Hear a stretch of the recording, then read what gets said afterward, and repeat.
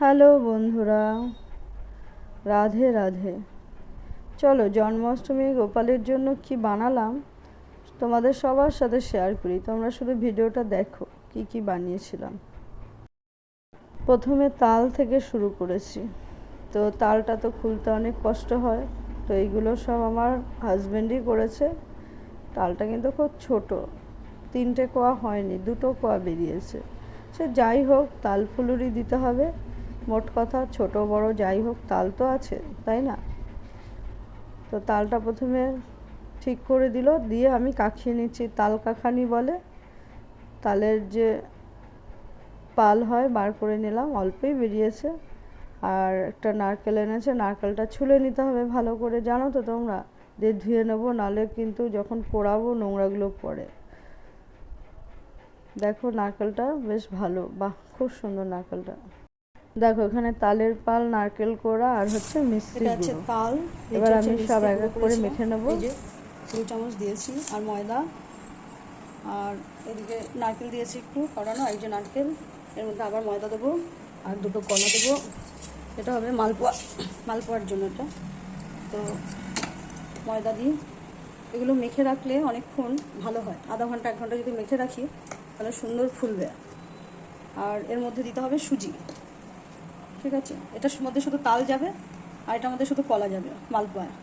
তো দুটো আইটেমই একই, শুধু এখানে তাল আর এখানে একটু কলা দেবো, ঠিক আছে? আর এর মধ্যে একটু দুধও দেবো। চিনিটা আমি গুঁড়ো করে নিয়েছি, গোটা ছিল। আর এই কলা দুটো দিয়ে দেবো, এই কলা দুটো দিয়ে দিলাম এর মধ্যে, আর দুধ দেবো, দিয়ে মাখাবো।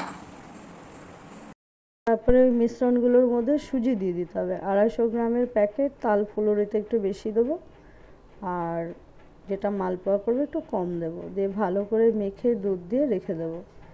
জল একটু বেশি দিতে হয়, আর শুকনো শুকনো করলে জল কম দিতে হবে।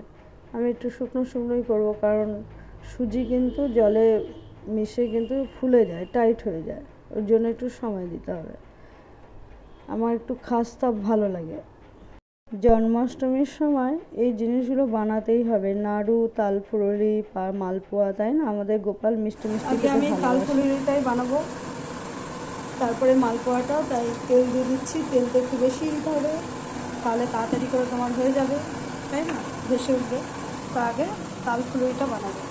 আজকে গোপালের জন্য হচ্ছে নাড়ু, মালপোয়া, তাল ফুলুরি, পরমান্ন পায়েস, আর ওইদিকে হচ্ছে তোমার ক্ষীর বানাবো, এদিকে লুচি, আর ছোলার ডাল তো আছেই, দেখালাম। ছোলার ডাল আর পনির, এটা হচ্ছে আলাদা করে রাখা আছে, গোপালের জন্য তুলে রেখেছি আলাদা করে গোপালের বাটিতে। বন্ধুরা, এই মিষ্টি দিয়ে নাড়ু বানাচ্ছিলাম, হয়নি। আমার অভিজ্ঞতা যেটা হলো তাই তোমাদের সাথে শেয়ার করছি। চিট হয়নি, মোট কথা চিট হয়নি, মানে হচ্ছে না। দিয়ে এটাকে আবার চিনি বা গুড় দিয়ে আবার বানাতে হবে, ঠিক আছে? আর এইদিকে দেখো, এটা হচ্ছে মালপোয়ার মিশ্রণ, দুধ, সুজি, একটু নারকেল কোড়া, 2টো কলা, চিনি। আর এটার মধ্যে আছে তাল, ময়দা, সুজি আর মিষ্টি, চিনি না মিষ্টি, দুটো 2 রকম জিনিস। আর এইদিকে আছে তোমার পায়েস হচ্ছে, ঠিক আছে? চাল দিয়ে দিয়েছি, চিনি মানে মিষ্টি এখনও দেওয়া হয়নি, হচ্ছে।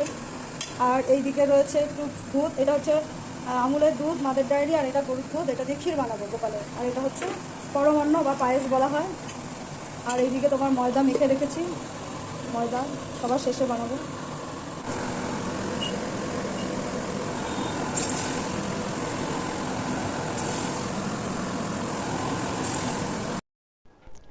তো আমি একদিকে তাল ফুলুরি বসিয়ে দিয়েছি, অন্যদিকে পায়েস হচ্ছে, মানে পরমান্ন হচ্ছে।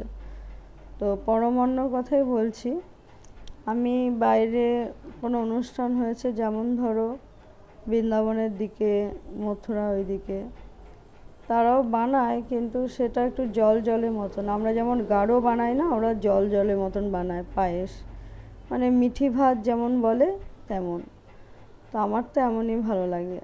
তোমরা কি বলো বন্ধুরা? তোমরা কেমন বানাও অবশ্যই জানাবে। তো পায়েস একদিকে হচ্ছে, পায়েসের মধ্যে সব দিয়ে দিলাম, মানে দুধের